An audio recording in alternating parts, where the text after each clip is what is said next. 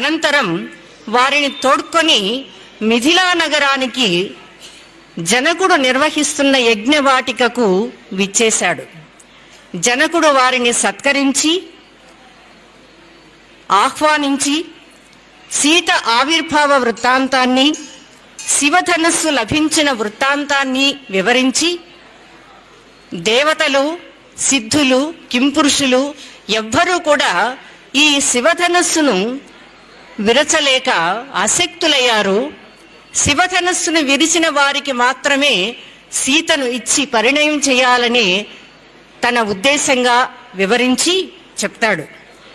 తదేతన్ముని శార్దూల ధనుః పరమ భాస్వరం రామ లక్ష్మణయోశ్చాపి దర్శయిష్యామి సువ్రత.